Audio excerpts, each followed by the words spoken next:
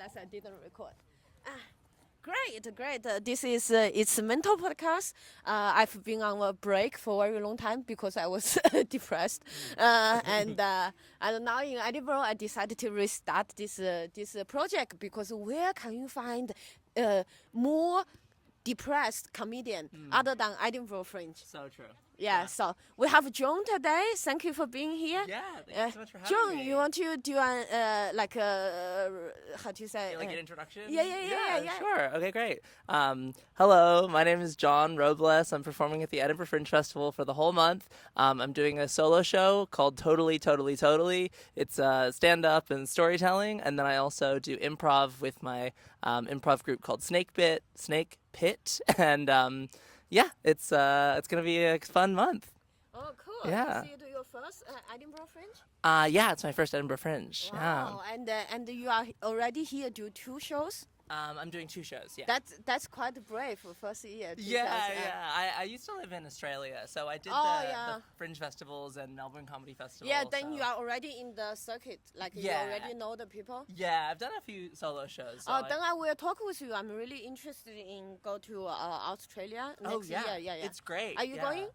No, I live in New York City now. I just moved from Sydney to New York like 2 years ago. But are you American or? Yeah, so I grew up in New Zealand until I was in like 7th grade, kind of, and then I moved to the U.S. And my mom is from New York, and so just kind of I'm like a New Zealander and also an American, but I lived in Australia for 8 years. Okay, so you are everywhere. I'm kind of everywhere, yeah. Oh, you know, like in science, they call this kind of like social science. They call people like you called the third culture children. Oh, so, yeah, because you don't really have a culture. They are normally smarter. I don't know because I think it's like maybe not smart intelligence per se, but for sure like sympathy-wise. Because when you travel across different culture, you learn like lots of things are just social contrasts. Yeah, the different ways people act in different countries and stuff. Okay, cool. Enough small talk. Let's go to the mental illness. Yeah, totally. Yeah, so you said you have ADHD? Yeah, I got diagnosed with ADHD a few years ago, maybe like 3 years ago now. And so that was a big relief because... Should I just start talking about it? Yeah. So my whole life I was always really disorganized and all over the place, and I was always late for things. And in school it was like that thing that they say about people are like, oh, he's really smart, he has so much potential. It's just, if he just like worked on time management, he would be really good. Yeah. But did before you get diagnosed, how long you knew? Maybe I didn't know. I have this joke I tell on stage where I got to the point after so many years where I just thought that I was dumb. Okay. Yeah. So you actually went to a doctor and they diagnosed you? Yeah, I had to seek it out myself. In Australia, you have to get a referral to a specialist, and their medical system is quite overrun, so it took maybe 4 months of waiting to get an appointment. Such a bitch, and the kids complain for 4 months. I know people in UK wait for like 5 years. Really? Yeah. Oh my God. And in Germany, it's almost impossible. So I paid to go to a private doctor. And it was very expensive? No, it's like 100. Oh, great. Yeah, it's not bad. Nice. Yeah, cool. So before you get the official diagnosis, did you already know you probably have it?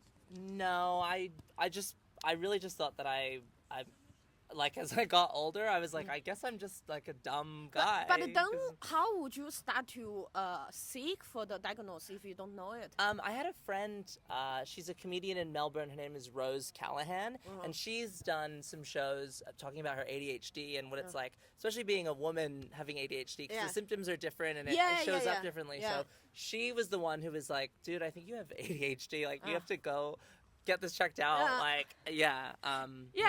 think for me, not ADHD, but for sure, like I got diagnosed bipolar too. Oh yeah. And that's only because I talked with a comedian. Because my psychiatrist, he wanted to diagnose me with ADHD for like 2 years already. Wow. And every time, diagnosed me with bipolar for 2 years already. And but I didn't know anything about bipolar. I thought it's this because there's bipolar 1 and 2. Yes. And I'm clearly I don't have bipolar 1, so I thought I don't have bipolar. So every time he says like, no, I'm not bipolar. Yeah. and then I talk with this comedian, her An Chung. I think you know her. She's this Thai comedian living in New York. I don't know her, but I've only been there for a couple of years, so I don't know a lot of people. Okay. So she came to Fringe 2 years ago. She has bipolar 2. Yeah. And I did an episode with her. And the more she talks, I'm like, this sounds like me. Yeah. Yeah. Wow. And then I talk with my psychiatrist. Finally, she's like, yeah, you have bipolar 2. Wow. And did you start taking like the mood stabilizers and yeah, things? like I was on both mood stabilizer and the antidepressant for a while. And last month officially he asked me to stop the antidepressant because I read a book. I think my bipolar 2 is also a rare case because normal bipolar 2 they would cycle between depression and manic like a few months or few years. Yeah. But my cycle could be like one week or 2 weeks. Wow, yeah. So I have this rapid cycling. Yeah. So nothing is like sexuality is nothing black and white. It's always a spectrum. Yeah. So I got really, really manic last month. Oh yeah. So that's why I'm doing 6 projects this year. Yeah, at least you're really productive, I guess. Yeah. No, it's not productivity. It's manic. Yeah. Okay, it's mental illness. Yeah. And so I stopped the antidepressant like 2 weeks ago. Oh, I already feel better. Oh really? Yeah, because okay. I read books. Actually, this book I forgot the exact name. It's called "Why Am I Still Depressed?" And then basically he says like lots of people with bipolar 2 were wrongly diagnosed as depression. Oh, interesting. Which is really dangerous because if you have bipolar 2, the goal is to not make you not depressed. The goal is to make you not cycling like too much. Right. But if you take antidepressant, it can like really, really reinforce, like make the manic worse. Yeah, I think I've heard that as well. Yeah. So I stopped the antidepressant, which is actually really not hard for me because I've been always on like the minimal dose. Oh, cool. Yeah. So it's not that hard. Which one were you taking? The one I quit is sertraline. Oh yeah, it's really good. Yeah, I never took that one, but I have friends who've taken it. I tried venlafaxine. It's so oh, bad. Yes. It's the worst thing. Yeah, I wasn't on that. I was on desvenlafaxine. Oh, it's so bad. Yeah, I didn't like it. Oh God, it's nasty. It's nasty. Yeah. So sertraline, I didn't have much issues, but it's the bipolar 2 now. I can't take it anymore. Which I don't feel like since I quit it, I don't feel any withdrawal effect. It's really good. So stop. And with your your ADHD, yes. do you take any meds? No, I don't take any medication. I used to, when I got diagnosed, I started taking like Adderall, basically, and I tried the long-acting version Vyvanse, and I was doing that for like 9 months or so, and I was like much more productive, but I didn't like how it made me feel. I had like, no matter what different dosages I did, I had like really dry mouth and I was sweating a lot from my armpits, like endlessly sweating. It was really nasty and like just like weird shit like that. And I lost a bunch of weight as well. I had all this energy and I was also taking, which I still take, this other medication called Wellbutrin. What's for what? That's for depression, but it also helps people with ADHD symptoms because it works on the, I don't remember the exact chemicals, but it's like norepinephrine and something else in the brain that a lot of normal antidepressants work on. Not dopamine. Oh my God, I'm so stupid. What's it called? Serotonin. Yeah, so those SSRIs work on serotonin, but Wellbutrin, or bupropion is the drug name, works on this other thing that basically it like increases your energy and it lowers your appetite and it can actually increase your sex drive as well. Can you? This sounds like a magic I know, but it also makes you really anxious. It can really give you really bad anxiety, and a lot of people get like panic attacks on it. And when you're anxious, what do you do? What's the symptom? Just like, I don't know, like you're like more jumpy and you can't really, you get really easily overwhelmed and Yeah, I didn't realize it, but I actually had quite bad anxiety, and I didn't realize until I'd moved to New York because it was a new environment. I didn't know anyone there, and I had all these different jobs that I talk about in my show, and I ended up lying to a doctor over telehealth, and I told him, I was like, so I used to take what's it called? Escitalopram, which is Lexapro.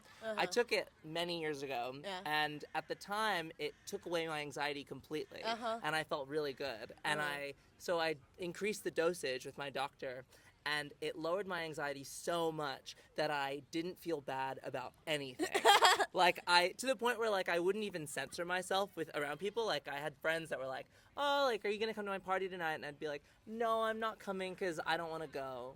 And and I just felt nothing. I felt so fine. So my friends eventually had an intervention where they were like, you're really mean, you're really rude all the time, you don't respect what's going on. And I was like, I feel totally fine. I think that's your problem. I don't know what's going on. So I stopped taking that at that time, but I remembered how much it made my anxiety go away.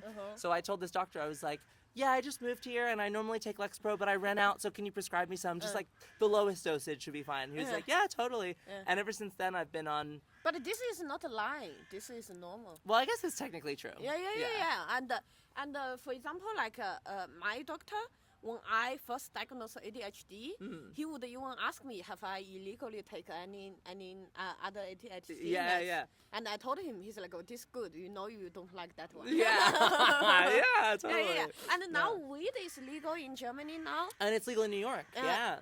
You guys are better. You can get the edibles and everything. Yeah. But in Germany, it's somewhere in between. It's like a non-binary kind of situation. It's it's not entirely legal. You can't get the weed from a shop. Okay. And you can't buy edibles. And you can't ship from other countries. Oh, do you need to have a medical card or something? That also, but also normal doctors wouldn't take you. You have to go to online, go to some shady doctor, pay them like a $18 or something, and they write a prescription, and they post it to you, and you get that physical prescription. Then you post it to some other pharmacy. Really? And then they post it.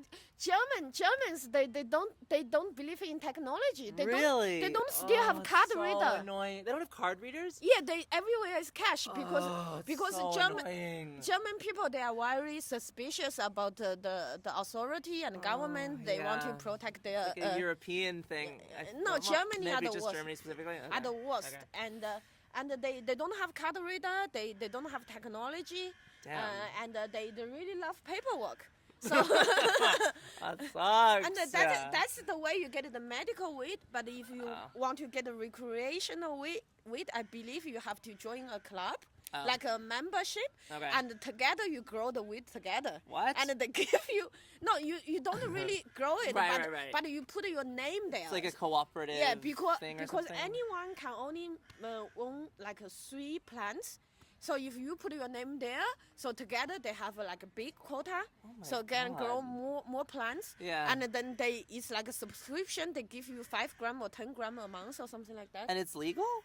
Yeah, that's the only legal way. Oh my God, that's crazy. Yeah. Jesus. And it's and I feel like it's always like this with a lot of mental health things is the system that they create is so complicated. Like in Australia, you need to go to a GP, a doctor, and get a mental health plan with them. So it means a mentally ill person has to get out of bed, go to book a doctor's appointment, which can be hard, create this mental health plan, and then go to find another appointment. It's just it's so many steps for people that just can't do things. I have something to recommend you. This is what I found. It's really life saving for people with mental health. Yeah. Especially ADHD. Yeah. So what happened to me is in June, I got paralyzed because I think I have to make the lineup. And the lineup, because I have 3 shows, the lineup is so complicated, and I just got really mentally I can't take it. I got paralyzed, so basically I did nothing and smoked weed for 2 weeks, lying on the sofa crying. Why I can't do anything? And then I realized I read this book called faster than normal. Mm-hmm. It's my doctor recommended me. Yeah. It's about ADHD. So this guy, he had a lot of like practical tips. Yeah. Lots of them are insane because he's probably also manic. Yeah. But some of them are really useful. For example, he recommended to get this virtual assistant. Oh. You can hire from Upwork. Really? And and then I read a few other books, not exactly mental health, but Yeah. they all mentioned this. So it came to my mind. I just tried out this website, Upwork. Turns out it's super easy. I hired a virtual assistant like the second day, and she's great.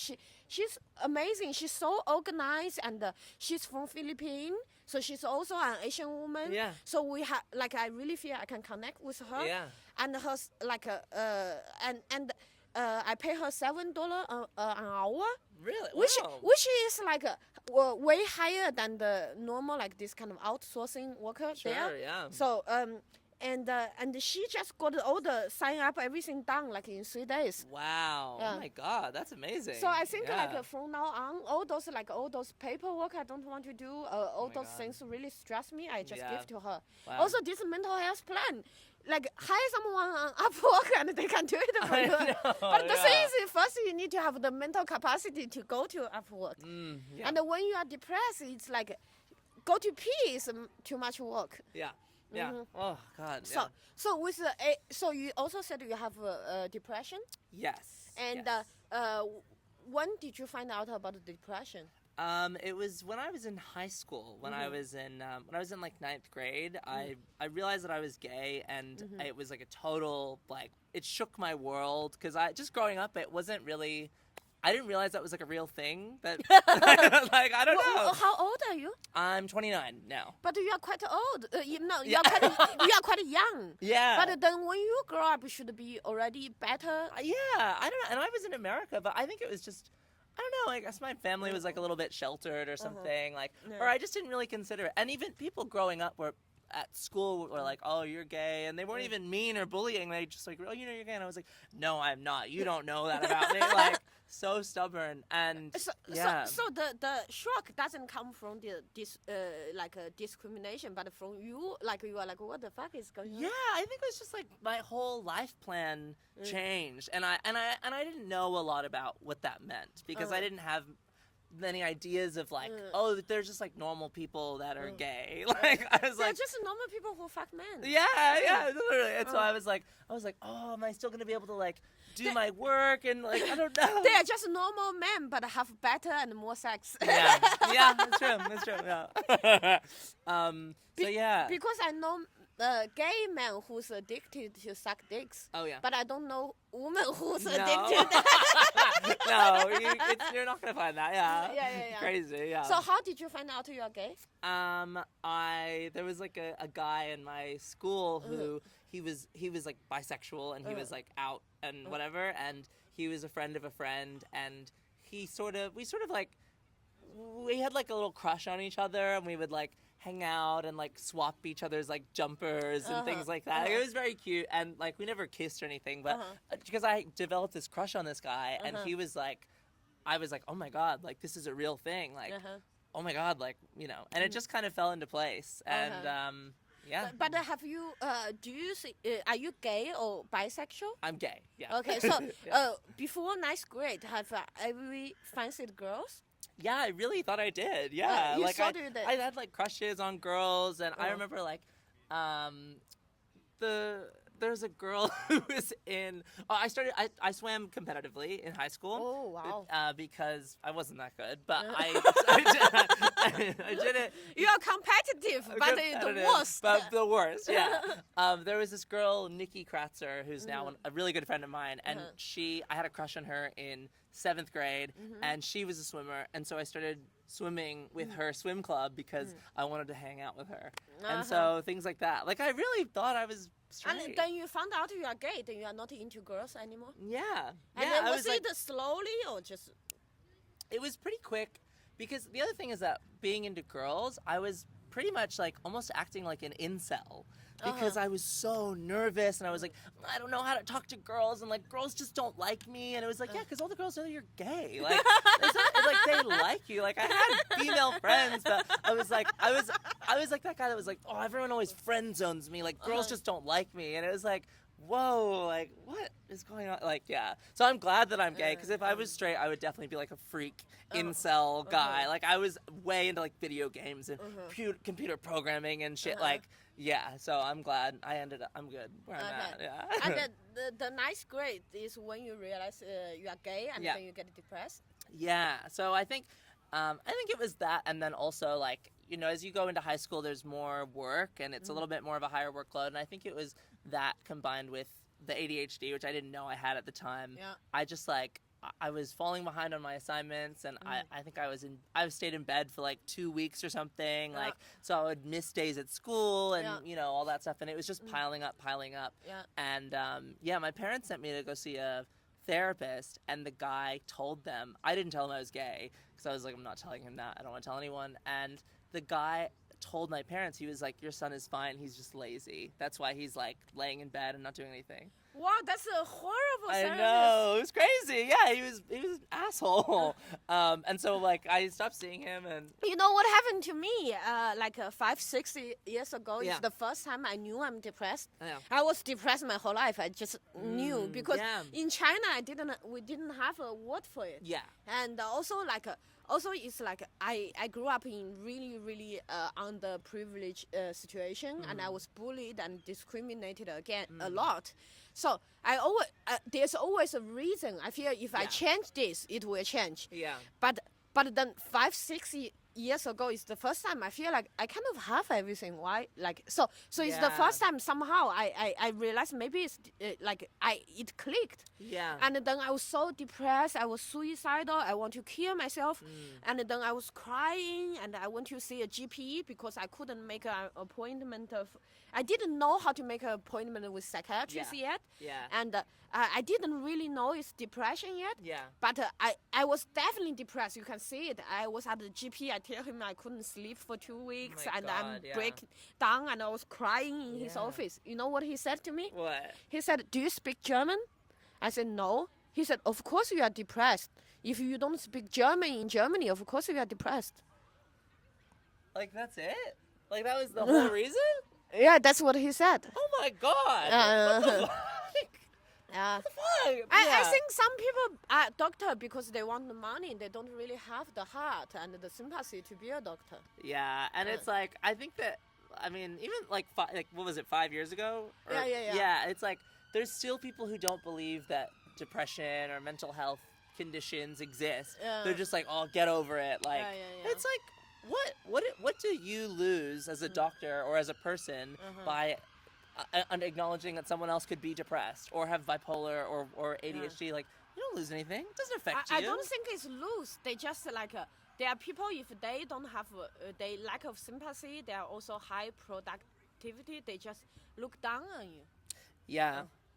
They think, oh, you are a loser. I'm doing so much. You are not. I know.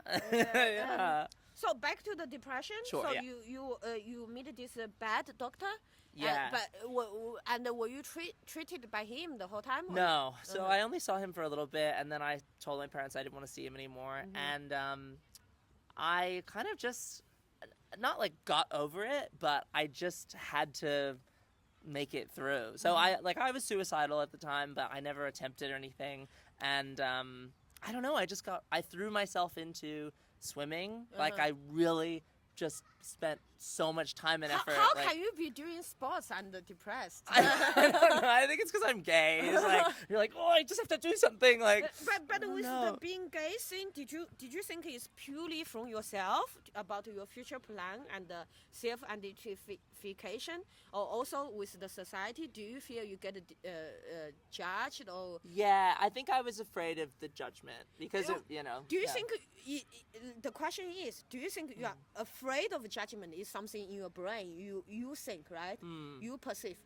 Do you think it's something in your brain, or is actually there's a discrimination around you? I think at the time there wasn't really much discrimination around me. Like, there's generally like toxic masculinity and yeah. things like that, but I had never really been bullied in school. People kind of left me alone. But I think it was just like I think it was just in my head that I was like, I knew that it was possible. And I've been lucky most of my life. I haven't been discriminated against, but like I have had, like, I did a show at the Adelaide Fringe, and my last night of the show, rugby team came in. Who's that? Like, you know rugby, like the sport. It's like the team. Yeah. They're sorry. the worst audience, like a team of. No. So they weren't even an audience. They were a rugby club, all these big boys, and they were drinking because they were celebrating the end of their season in the room where I'm supposed to perform my show. It was like a bar. It was a free venue. That's a horrible. It was horrible, and it was like a show about like me being gay and stuff. And so I was like, "Hey guys, like I have a show starting. If you want to buy a ticket, it's this much, but otherwise I'm gonna have to ask you to leave." And they refused to leave the room. And eventually, like, they did leave, and so I started doing the show, and they would come in one at a time and try to steal the mic out of my hand, and, like, one of my audience members got up and, like, shoved one of them because they were just being, like, homophobic, and, like, it was fun. I should have just canceled the show, but at the time I didn't know that I could do that, so I like, just did it. It was horrible. But I think, like a comedy, especially solo show, sometimes when it begins, or even it begins, you already know it will be a hell trip. But it's like taking acid. There's no way back. You just need to. It feels like it. It feels like you can't stop it. But for me, I'm like, guys, like it's just a show. Like you don't need to watch this. Like it's okay. But yeah. So anyway, yeah, I've experienced some homophobia in little moments in my life, but mostly at the time it was just in my head that I was like worried, and I didn't know that I had anxiety as well because I just thought that it was normal to freak out as you're walking down the street, you know, making eye contact with people or sweating all the time. I think it's I think the moment you recognize what it is when it has a name is a big breakthrough. Yeah, totally. Yeah, that helped with the ADHD. It just helped me like forgive myself and just understand that like there's not something wrong with me. I'm not broken. I'm just different. And like, you know, if I think that's very important. And so, were you taking antidepressants since then? I didn't start taking antidepressants until I was in college. So until I was like maybe like 20 years old, I think. Because when I was in my second year of college, I started going out with my friends doing MDMA. And I loved it. I thought it was so fun. And I did it like every weekend or like every other weekend. So my brain was just fucked. Like I didn't have any serotonin. I was laying in bed again. I was like, oh my god, my depression's really bad. I don't know why. And my friends were like, it's the drugs. It's the drugs. So after that, I stopped going out and I started seeing I went to a GP and she prescribed me Lexapro. I think that was when I took that. But yeah, but it's been a long journey of taking different things and figuring out what works. Yeah. Do you like weed? I do now, yeah. Before I didn't really, but yeah. Because for me, I think weed, for me, it's like, it really helps with depression. Oh, really? Also really, really helps with my ADHD. Really? People say, oh, when I'm high, I can't do things. But when I want to focus and work on something long project, I get a fucking high and work on it. Really? Wow. Yeah. When I'm sober, I can't focus. Yeah. My mind is everywhere. Yeah. Yeah, I think it's maybe this book Faster Than Normal. They say it's like they believe depression is not a disease, but it's just a neurotype. Right. Which is, I think it probably make lots of sense. Also, I heard this like a hunter type. Have you heard this? No. So there's some other book. They say they are like they call ADHD as hunter type. Okay. Basically, when we are in hunter gathering situation, everyone have different responsibilities, right? There are people they gather. There are people they stay in the base doing stuff. There are people they paint. There are people go out to hunt. Yeah. And for hunter, like they always work their body and they just like hyper focus. But they don't need to focus all the time. Oh yes. This book, I don't remember the name. I don't remember which book it is. But they believe like it's just every people like it's like dogs. They grow like an old puppy. They have different personalities. Yeah. They are all different. Yeah. And how can you ask them to all behave the same? And I also watched a TED talk. I think it's a story. It's about there's a girl. She was diagnosed with ADHD. Yeah. And the how do you say, the doctor want to give him meds. Oh yeah. And then another doctor or something like a therapist talk with this girl for 1 hour. Yeah. And when she got out, and the therapist told the mother, said, your daughter doesn't have ADHD. She is just a dancer. So so then later, instead of forcing this girl to study in a normal school, sitting all day, they send her to a dance school, and then she become a professional ballet dancer. Wow. And she has her own like a dance group, and I forgot, I don't know her name, I didn't remember, but she become one of the most successful. Wow. Yeah. Oh my God, that's awesome. Yeah.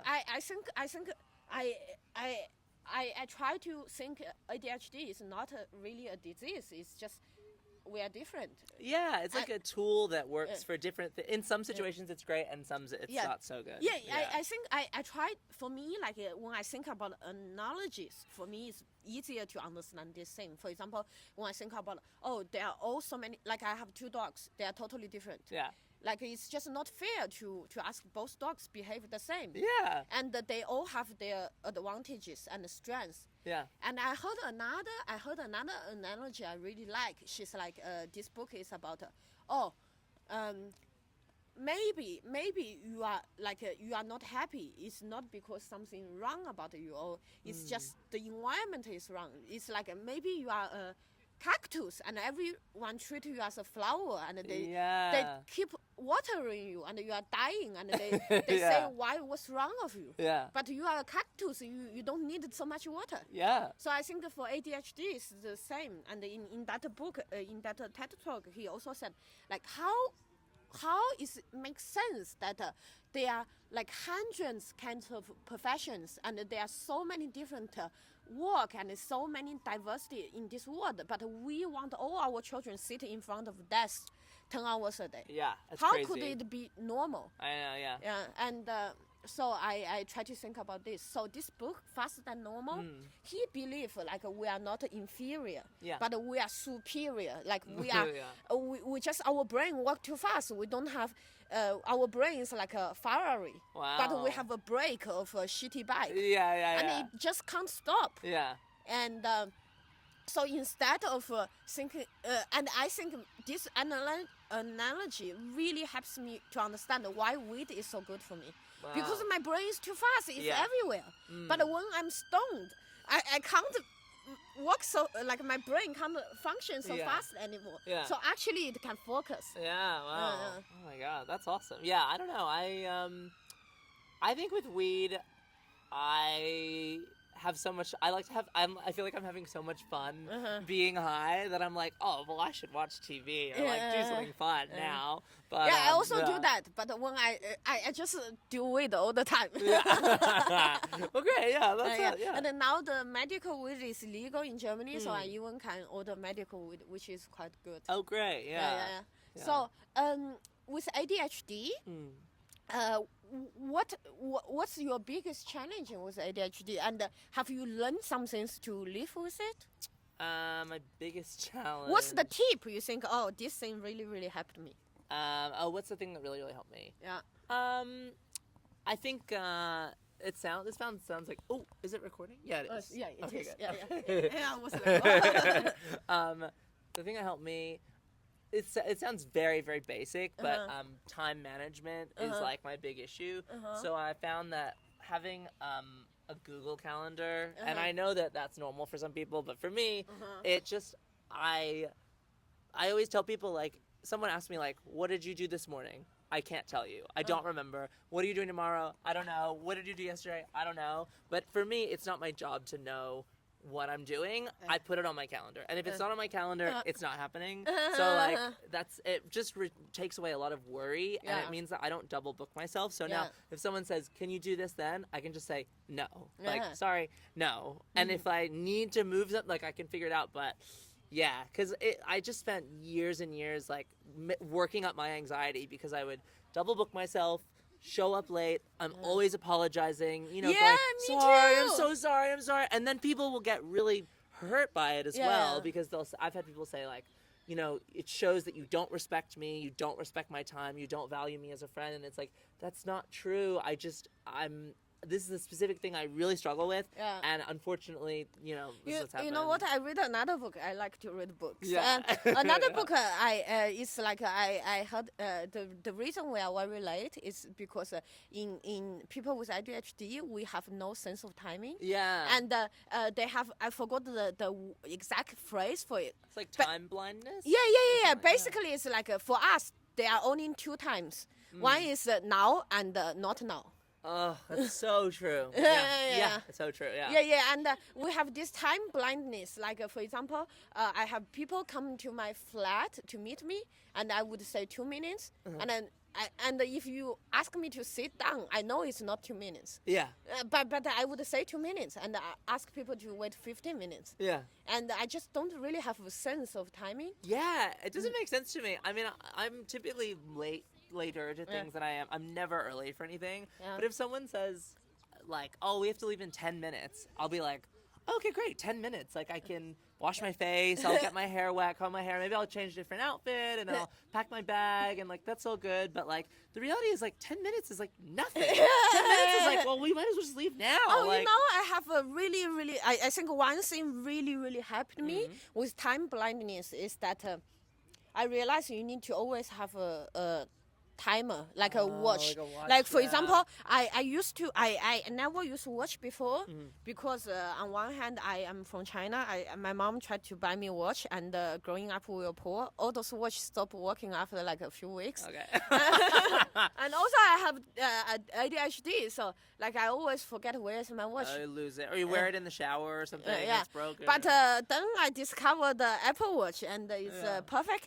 And I realized since I have a watch, I'm like so much better with things. And then at my home now, I have like clocks everywhere. I have 4 clocks in my flat. Yeah. Yeah, I always need to see time, and I realize like sometimes, for example, I forgot to charge my watch, or some like the clock run out of battery. Yeah.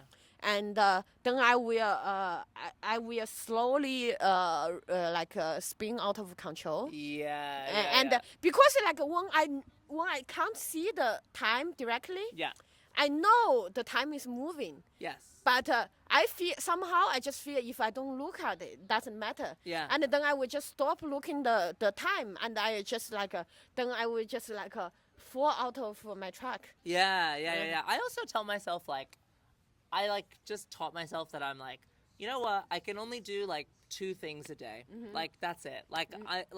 You just can't do 50 things in a day. It's like, you know what? I'm gonna go to work, and I'm gonna go to the gym, and I'm gonna do some stand up. That's already a lot. Big day. That's a lot. It's a big day. And then it's like, what about cooking food? What about cleaning my house? I don't even have a job. Really? I don't even have a job. Yeah.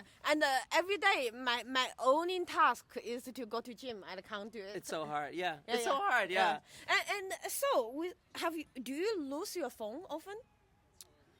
No, but I pretty much have it with me 24/7. Okay. Always on me. For those ADHD out there, I have a super good system figured out.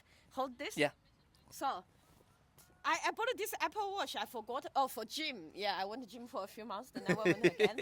I wanted it for gym because I thought if I have an Apple Watch, I can go to gym without taking my phone. Yeah. So I can listen to music and I will not be distracted. Oh, nice. Of course, that didn't happen because I didn't go to gym. Yeah. And then I found out there's this function on Apple Watch, which is... Oh, it's you can find your phone anywhere. and the thing is, then I run out another system. Now I put my phone into this cord, right. So it will never leave me. That's around your neck? No, it's on my shoulder. Oh, on your shoulder. Wow, yeah. That's and great. Now it's charging, so it's in my pocket. Yeah. But I never run out. It's always with me, Oh. and which is good. It's like I'm with my partner. Yeah. I always lose my phone. I'm always checking for my phone. But I trained him like a dog. Yeah. Now it's that if I cannot find my phone, I just need to ring this. And when he hear the sound, he will pick it up and send to me. Wow, that's great. Yeah. This is like a life changing.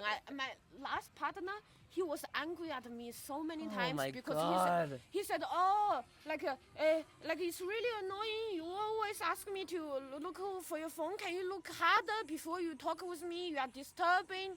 And but my current partner doesn't do that. Also, Good. now I have a system. Yeah. Yeah. Yeah, so I think this really, really helped me. Like having a watch, I think, like when I have a watch, I'm more like on the track. And when my watch stops functioning, I just kind of like this mindset is kind of, it's like a late night. Yeah. If you eat a slice of pizza, Yeah. then you say, fuck it, you eat a whole pizza. Yeah. Totally. And with the watch is that if I don't know the time, yeah. then I know I'm late. Then I just fuck it. I don't check the time anymore. Yeah. Yeah. It's like, once you're late, it's like, well, it's over. Like, I'm going to be late. Here we go. Yeah. Like, I don't stress as much as I used to. I used to really, really, really stress a lot. And like I used to run everywhere, run for the bus, run for the train, and whatever. And now I don't run anymore. I'm like, you know what? I'm gonna send a text, be like, I'm gonna be 20 minutes late. I'm so sorry, and that's it. No, now what I do is like I don't really make appointments anymore. I just tell everyone soft start. Oh, nice, yeah. Yeah, and for example, like what I do this trick is like every time I go out with someone, I'm always late. But I came up with this system. I would ask this person to come to pick me up in my flat. And as soon as they sit down, I will give them food. I will give them weed. I will give them entertainment. Wow. And it would take like 40 minutes for me to get ready. Yeah. And then after years, I asked this. He was complaining. Another friend always late, need him to wait. I was like, "What are you talking about? You always wait for me." He's like, "I'm not waiting for me." I'm like, "You are waiting for me now. You are sitting here for 15 minutes. I'm still not ready." He said, "Oh, really?"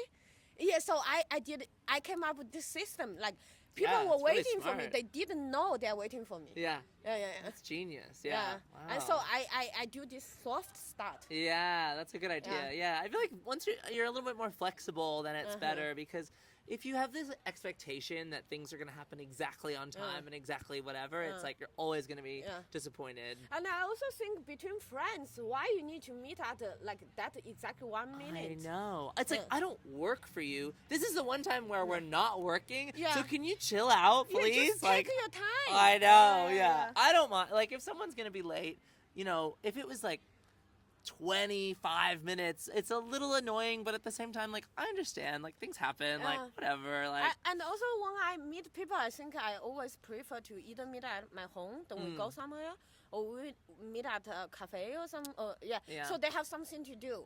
Yeah. So not like on a street, because I know Standing then they'll be around. mad at me. Yeah. They will be so angry if they stand on the street waiting for me. So with ADHD. With ADHD, there's like we are really hard to focus. Yeah. But then there's also a hyper focus. Yeah. Do you have that? Yeah, I definitely do have that. I get like obsessed with little things, and I have these spurts where I'm very, very, very productive. And so I have this. I came up with this phrase. I have this. Once I was diagnosed, I realized that I used to worry a lot about like getting things done. I would have all these to-do lists. I was always writing lists because I was like, oh no, I'm going to forget it, and I can't remember what I'm doing, and oh, I have this reminder that I have all this stuff that I haven't done. Yeah. And I realized that it's like, you know what? I will get it done when I'm ready to get it done. So I have this faith in myself that it's like, you know what? I know that I need to do this, and I'm not doing it right now, but when my brain is ready to just do it, I will do it, and I'll do it super quick. So there's no point sitting down and trying to force myself and not doing it and wasting my time for like an hour now, when I know in like 2 days I'll get it done in 10 minutes. Like, The hyper focusing is like, for example, I used to, like when I wrote my first solo, I was so stressed, like I was locking myself in a room, forcing myself to write. I just can't. Yeah. And then later I realized that's just not my process. No, me too. I need to write 2 days before the show. Yeah. And yeah. that's all my shows have been Really? written, yeah. Wow. Oh my Yeah, God, I can't, like, without a deadline, I can't do it. Yeah. I was the same with this show. I spent the last couple of years doing stand-up in New York, and I was like, almost 2 years, and I was like, I need to perform more. I'm not doing enough. I'm not writing enough. And then it was time to put together this show, and I just put together all my favorite stories and jokes from the last couple of years, and I have an hour. And it was like, and I feel very confident about it because they're all jokes that I've done them a lot. I really like them, and it all kind of goes together. So it was easy. And you also need to understand. I think one thing really, really helps me a lot is that with ADHD also is that we lose stuff a lot. We fuck up things a lot. But I try to think it this way, like bad things will always happen. It's the deal of life. Yeah. And statistically, like no matter how careful I am, it will happen. Yeah. So if every time it happens, I get upset and blame myself and shame myself, then it's a mindset set myself for failure. Yeah. Because then my happiness is related to something happen like completely by chance. Yeah. Of course, I can do better. Everyone can do better, Sure. but even the best people make mistakes. Yeah. And also with the shows, it's like, for example, you put the show together, you say it's very confident. But what I say is like, even if it sucks, it's fine. Totally. Yeah. Yeah. You need to make bad arts to make good arts. Yes. Yeah. Yeah. And you, like, for example, like lots of my project, they start with something really, really like stupid and nobody would ever do like interest in. But while doing it, I learned the skill, then something else like come out, and I do that. Yeah, I think with comedy or a lot of the stuff, it's like most of the job is just showing up and doing it. Like you can. Yeah, I was so bad for like a few years, and I just like kept doing it, and I hated it, and then eventually I started to like it, and I started having fun on stage. If you hated it, why you keep doing it? Because I really liked comedy, and I was doing improv, but in Australia, and I think a lot of places, doing stand-up is the way to get stage time. Yeah. So I was like, well, I want to be a performer, I want to get time on stage, so let me keep doing it. And a lot of it was my writing process. Like, I thought that I had to sit down at a desk and try and write a joke, but it doesn't work like that. For me, I usually just have an idea or like a thing I'm thinking about, and I talk about it on stage. And usually the first or second time I say it on stage, it's like it comes out as a joke. And I'm like, great, I just need to. That's it. It's easy. Yeah, it's very. I'm very like conversational on stage. I'm not. I don't think I'm very like clever. I don't do wordplay or whatever. Like that doesn't make sense to me, and it's not interesting to me. I'm like, I'd rather just speak on stage and be interesting and make sure the crowd is interested. And I like to I do a lot of crowd work. So I think the audience is so interesting, and I love speaking with them and the things that come up talking to them. Like, that stuff is way easier for me than like coming up with a whole plan and a script and all this shit that it's just not natural for me. What's your profession? Like you said, you have a job. Yeah, I work as a receptionist for a psychiatrist. I know, yeah, and I also work as a receptionist for a therapist, as a different person, and they're both remote jobs. How can you work as a receptionist? Because of telehealth, a lot of the appointments are like through video calling, and then the rest of them we have like a web app that I can arrange their calendar, and I just email them and text them to let them know. But as a remote worker, isn't it cheaper to live somewhere else than New York City? Yeah, but I wanted to move to New York to do comedy there, and that was kind of like the dream, I guess. So yeah, for now I can afford to live there. What's your salary? I thought it's only rich people can live there. I barely afford to live there. Like, I'm not saving any money. But if once you get enough for New York, you should come to Berlin. Really? There's lots of New York comedians coming to Berlin because really? It's like they say it's really similar to Brooklyn. And I live in Brooklyn. Yeah, and also it's like cheap. Oh, really? You also get a lot of stage time. Wow, cool. Yeah, I've heard about the improv there and like stand up as well. Yeah. My friend lives in London, and again, it's so expensive to live there. Berlin is the cheapest capital city. Really? Of developed countries. Wow. It's really cheap. It's so interesting. Yeah. Wow. Why did you end up in Berlin? It's funny, you know, like I was a very different person. Yeah. I grew up. I always think I'm a boring person. Yeah. I'm not interesting. I always try to fit in a group, and I always try to pretend I'm someone else. Yeah.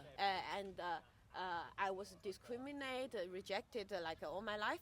So I just feel I thought I'm not ordinary person. Nothing interesting about me. Yeah. And my career, like I went to business school. My career,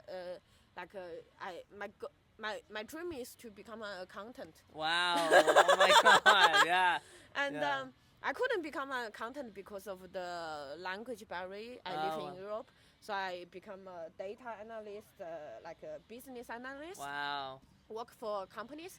And right before I graduate, I need to apply for internships, and I really didn't want to come to Berlin because they say Berlin is a free city. People are cool. They all go party. I've heard that it's hang very out. cool. Yeah. And, yeah. And I was like, I hate that. Me too. I Yeah. hate parties. I'm really. Yeah. I hate parties. I'm socially awkward. I don't want to go to Berlin. I mean, this is not a city for me. Yeah. But then I was applying, and then I got an offer by Zalando, which is it's like Zappos in America. It's the biggest fashion online retail in Europe. Wow. Yeah. And I got an internship there. I was like, oh, that's a dream of every girl. Yeah. So every little girl wants to work every there. woman wants to work there. Yeah. So I went there, and I just stayed. And I think it really took me a few years to really, because I was a different person. Yeah. Yeah. And the depression kind of also, it transformed me. And I was really depressed. I was suicidal. And then one day I was on a Tinder date. And I was like, oh, let's try something new, because I just started to take antidepressant. Yeah. And I think it changed your mindset a little bit. Yeah. And I was like, why not do something new? Because in the past, when I go on dates, I always go eat, have a drink or whatever. And I just thought, why not try something new? Then I just search events online, there's stand-up comedy. I really thought it would be very awkward. It's like the American TV, like nobody watch, and it's only comedians, and there's not even a chuckle. Then one day it was so funny. Oh, wow. And the whole time I want to talk, I was heckling them the whole time. Oh my God, that's so funny. Then I was like, I want to do this. Yeah. So then I signed up for the same show, Yeah. and then 2 weeks later I went to perform. Wow. Yeah. That's so cool. And yeah. somehow, like the as soon as I perform, I feel I will do this for the rest of my life. Yeah. Yeah. It's really fun. Yeah, but to be honest, I also had some doubts lately, because I kind of had a burnout from stand up, because my social anxiety is getting worse and worse. Like, this is good, we're chatting. Yeah. But if in a group, I don't know who to talk to, and I just feel really, really awkward, and it's really, really anxious for me. Yeah. And also sometimes, like at a show, I just really not in the best shape, and then people keep coming, and we know each other, and we don't know each other that good to really have normal conversation. Right. And I'm really afraid of people think I'm rude. Yeah, that's really hard. And I just really, really stressed. And then my main source of income is producing shows in Berlin. And I just realized I really burned out. I realized I do so much admin work, promotion, marketing, but it's nothing creative. And I get so bitter because in Berlin, the comedy, we don't have professional industry. Yeah. There's no gatekeeping. Okay. It's a good thing, but it's also a bad thing. Okay. Good is that there's lots of opportunities. You build your own stuff. Yeah. Bad thing is that especially the newer comedians, they don't know the ethics or the manner how to perform at the show. Yeah. They arrive late.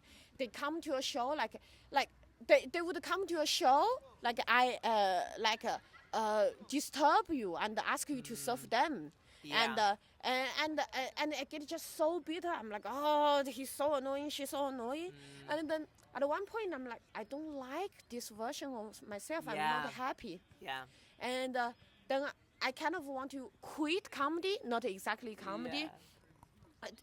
I also feel like I don't want to do sports anymore because the sports is just social anxiety is really bad for me, and sometimes I'm depressed. It's really hard for me to get out of the house. Yeah.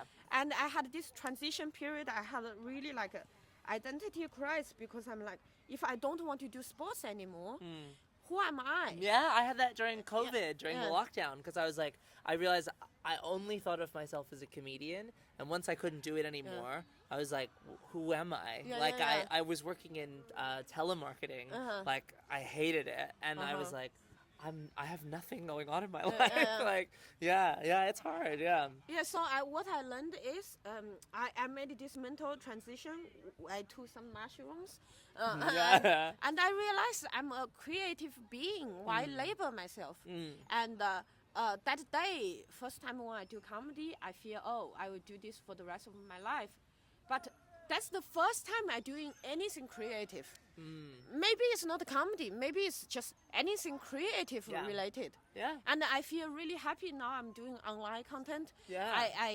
I feel happy because lots of technical stuff I need to learn. Yeah. I push myself really far. Yeah. And I can get into this hyper focus mode. Yeah.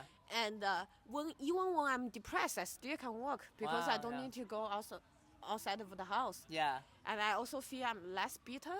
Now I have my stuff. I can invite other people to join me, collab.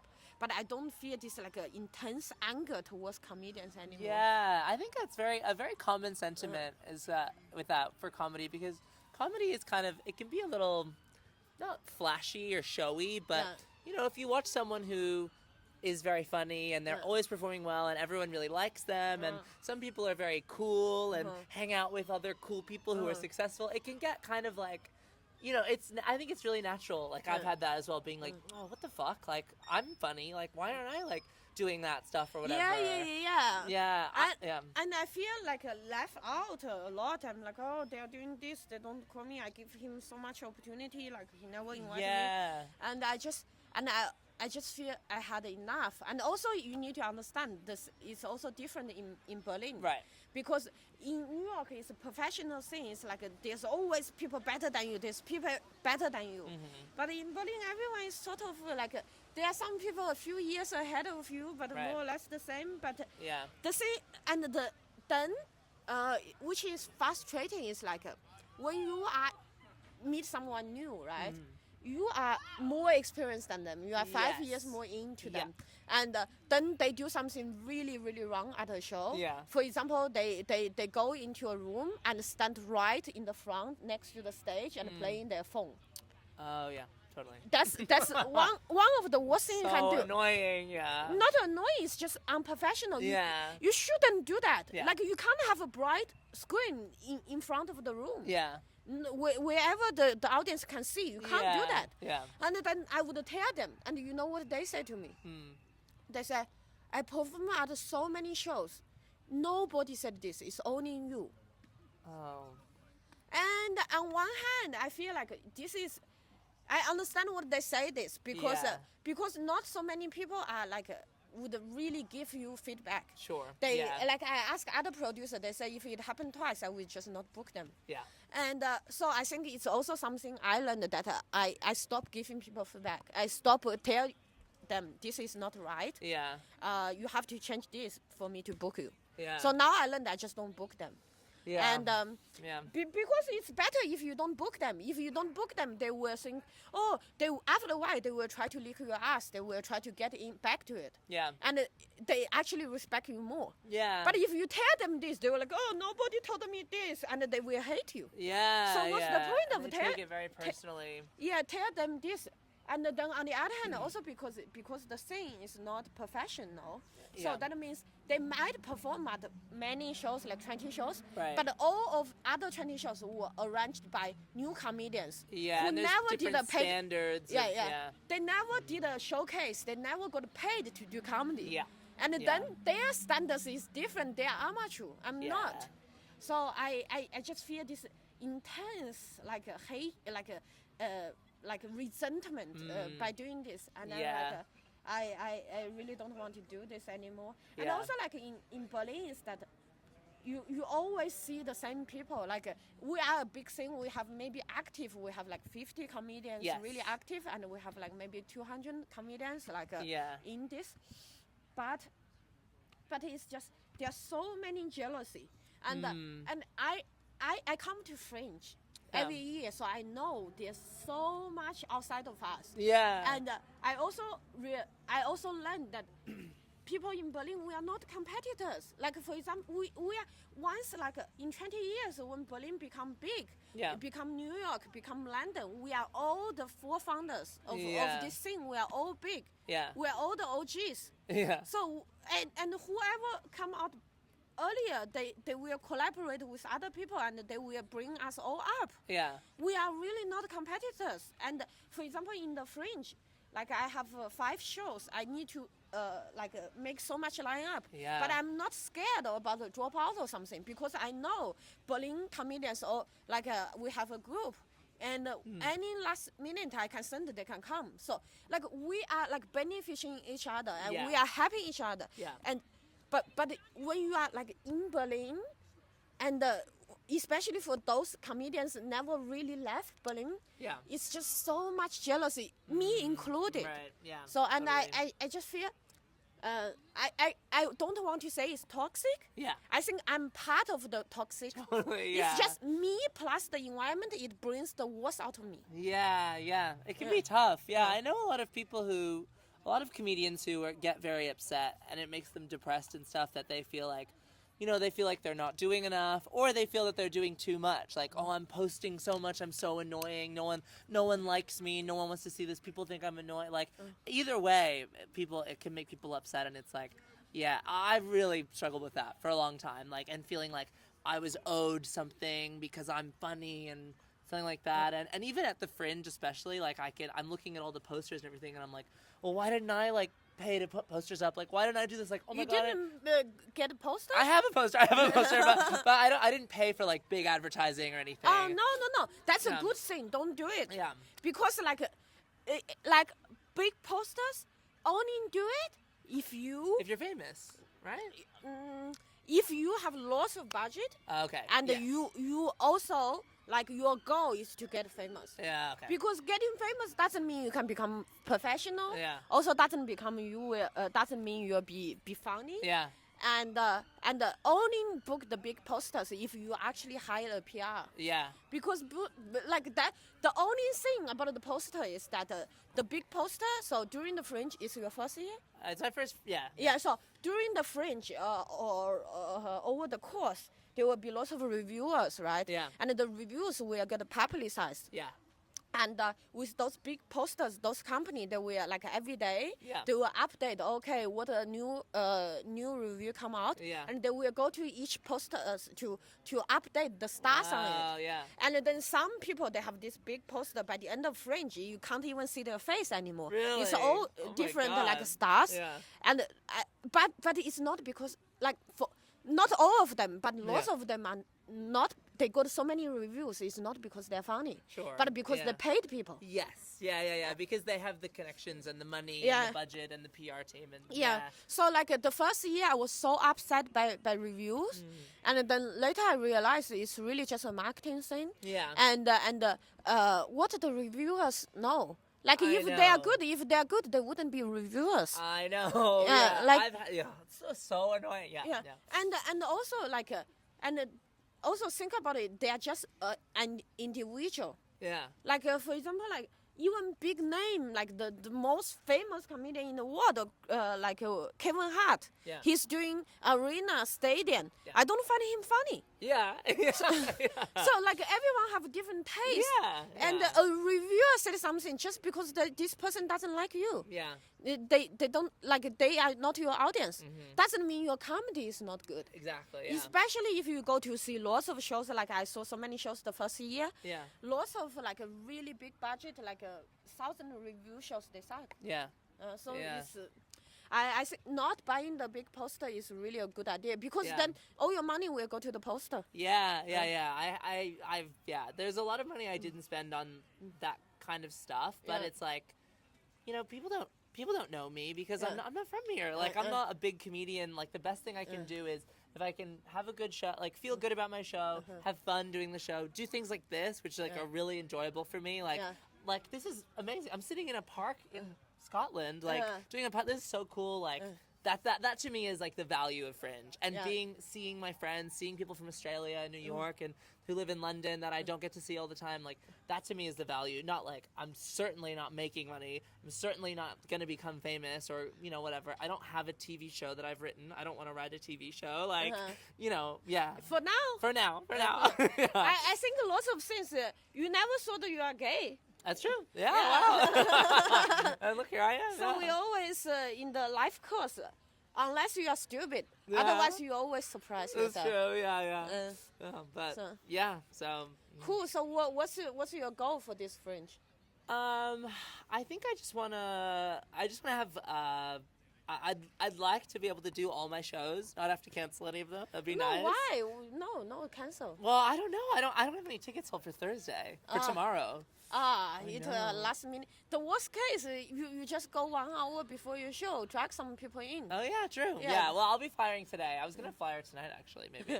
And do you know Zhang Oliver? Yeah.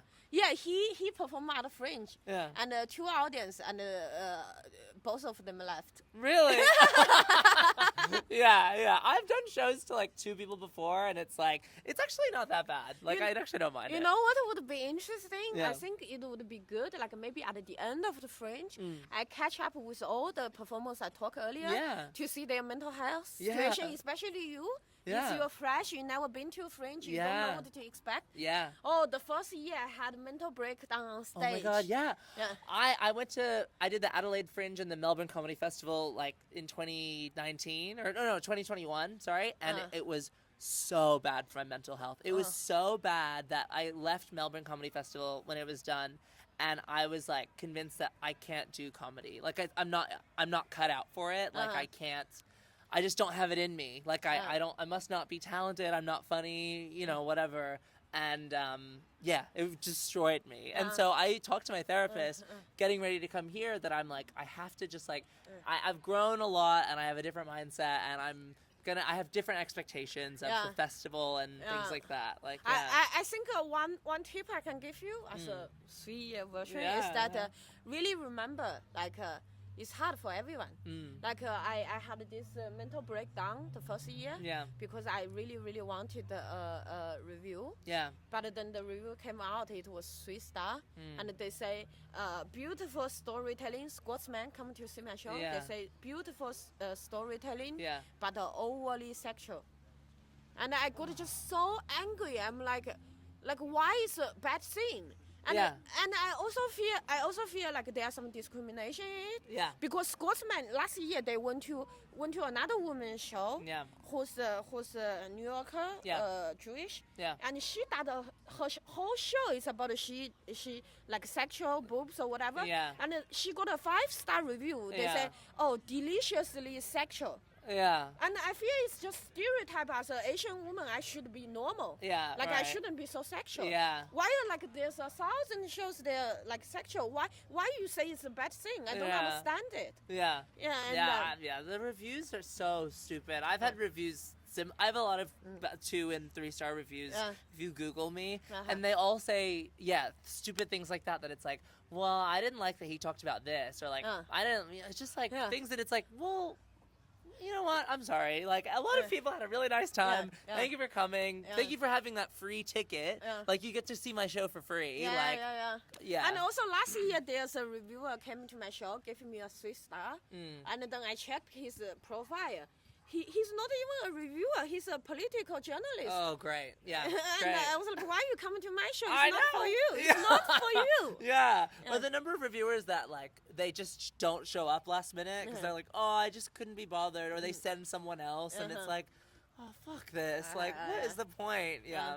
So, back to the story. So, I was really, really upset. Yeah. And then then Stuart Lee, do you know him? Yeah. Yeah, he came to see my show. Oh wow. And it was horrible. Because I had a horrible room. It was super loud. It's a karaoke room. Oh my God. They say it's a 20 people capacity, but they are lying. I Yeah. think like it's horrible and Yeah. it's so loud. It's right in front of a huge like a show. Oh my There's God. like 100 people room. Oh my God. And it's a children's show. No. So right in the middle of my show, there will be 100 children and their family passing my door. And because it's super hot and there's no window, there's no Oh my no God. aircon, so I have to open the door in and off, and people are suffocating. And Stuart Lee, he's like, it was so hot, and he's wear a suit, Oh my God. and he's just dying there. I can see he's so my left. God. He's so left in his body. Yeah. And then after the show, I was hoping he can say something so I can quote him. Yeah. And guess what he said? What did he say? He said, "Why the aircon is why don't you turn off the aircon? It's too loud." I'm like, "There's no aircon. That's no why air- it's so loud." He's like, "Turn off the loud aircon." I'm like, "There's no aircon." Oh my That's God. all he said to me. Yeah. And then I was so upset. I was crying. Oh. I was crying, and then I went to see a really famous comedian in UK. Yeah. And they are really big. Yeah. And they are so big. They have a personal like assistant. Wow. Like an agent following them. And Yeah. when I asked them to for a flyer, Yeah. they asked their like a manager to give me Yeah, the flyer. yeah. They are that famous. Wow. Yeah. And I went to their show. They have 5 audience. Really? yeah. Oh, And that's good. they are like having mental breakdown on stage. Yeah. After the show, they send me message. They say, "Thank you for being here. Otherwise, it Oh. would be horrible." Yeah. And then I saw this. I'm like, who am I to complain? Right. If big names like this is just part of the process. Yeah. Yeah. Totally. Yeah. So I hope we can catch up by the end Yeah. of the Fringe to see how break they are. I would love to. Yeah. I'll be here the whole month, so I'm excited. It will be a journey. Yeah. Do you think you have a mental breakdown? I think I'm sure I'm gonna have some small mental breakdowns, Uh-huh. but I think I'm gonna be able to pull through the whole time. I feel really good this time.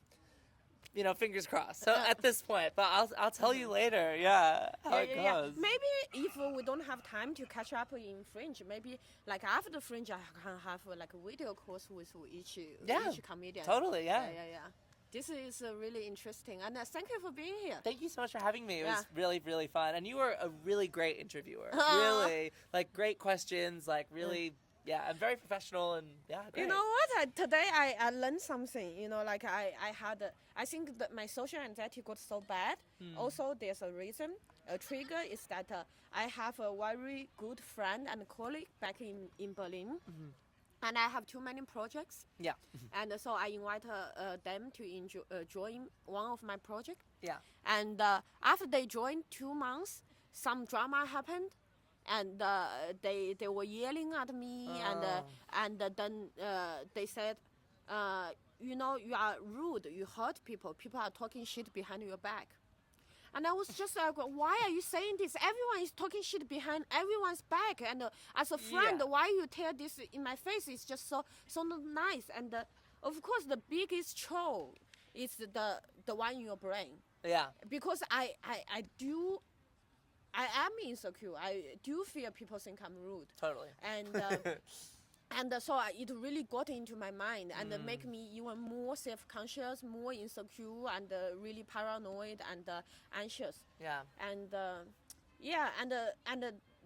like 2 days ago, I had some bad experience. Like there are some people, they were really rude to me, and they said like really not nice things to Oh my me. God. And I tried to, like, we had some bumpy history, and I tried to be helpful. I tried to make it up. Yeah. But there are some people, like, when you have some issues, and over the time they realize, oh, you are not what I thought, and they get better.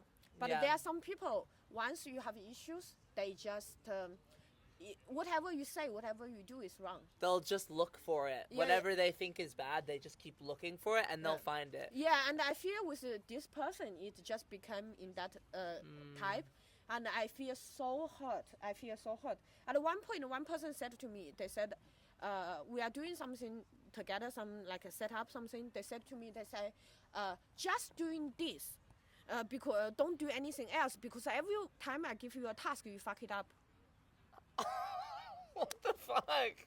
Well, then don't give me time. What's wrong with you? It's crazy. I don't know. It's just like anytime I have this standard for me that it's like anytime someone is rude or mean, that is crazy. Because if someone is doing something that's so upsetting to me, what is it helping me to be like, oh, you fucked it up because you're dumb? It's easier for me to be like, hey, I'd prefer to just do it myself. Like, why do you need to be rude about it? Like, I don't know. And there's some people I know that, like, I don't work well with them or our styles don't work together. And it's like, okay, we don't have to work together. It's not like... Yeah, that's something I learned because I think I had this in me, like when some people don't like me, I feel really upset. Yeah. And today I was just telling myself, I realized that that I don't need anyone. It's like the same thing with the ADHD when you fuck it up. Yeah. Statistically, there will be someone don't like you. Yeah. And a friend, he told me, he said, pussy is the most beautiful thing in the world. It's the most magical thing in the world. But even something as beautiful as pussy, there's someone hate pussy. Yeah. Probably you don't like pussy. So he said, who are you? Do you think you can compete with pussy? Yeah. If someone don't like pussy, how can you expect everyone likes you? So true. Yeah. And then statistically, there will be people who don't like me. Yeah. And I shouldn't get upset every time. And I should also just accept, okay, you are just not my people. Yeah. And today, like, I was so upset, 2 days ago, I was crying. And I decided to not go to any, like, this kind of networking events because I'm just bad at it. I always feel like an outcast. And they're really hard, too. Yeah. Like, I don't like talking to strangers for no reason. Yeah. Like, I don't like it. Yeah. So I had this feeling, but today I was putting up my posters and things, and I run into my friends, like acquaintance we met before, and everyone was so happy. We were catching up, we were hugging. Then on my way here, I was telling my dad camera, I was like, I realized there are also lots of people like me. Yeah. And why I keep focusing on those people who don't like me, they don't matter for me. Like for example, you tell me I'm a good host, but then there are people say I'm rude. So, and there are people say I fuck up everything. Oh my God, it's like. So it's also, if you think about it, it's also like dating. Like there are some people, the other people love so much, and you would never fall in love with them. Yes. And it's not because this person is not nice. It's just because you don't fit. Yeah. And but for me, it's like something I haven't. Really like put it into my psyche. I still need like a self-affirmation. I need to repeat it to myself, to other people. A long time, and I still get that too sometimes. That I'm like, oh, this person doesn't like me or something, but I don't know. I just like, it's tough, but we're working on it. I guess. Yeah. Cool. Thank you so much. That's the end of the podcast. Okay, and check out his show. But I don't think anyone will watch this podcast. So great. Oh, good. I have 142 followers. Oh my God. Okay, great. Well, how exciting. Yeah. Yeah. I think that today, another thing. I keep talking. We should finish this podcast. Yeah, we should. I talk too much. Bye bye. Okay. Bye. Actually, I need to leave this on because this camera died. Oh, okay, great. Cool. Yeah, perfect timing. So thank you so much for being here. Thank you so much. It was so nice to meet you. Yeah. I really feel like we are connecting. Yeah. It was really easy talking to you, and this is really I felt totally relaxed. And you look so like cheer and happy now. I really wonder in 20 days how would you look. Oh my God.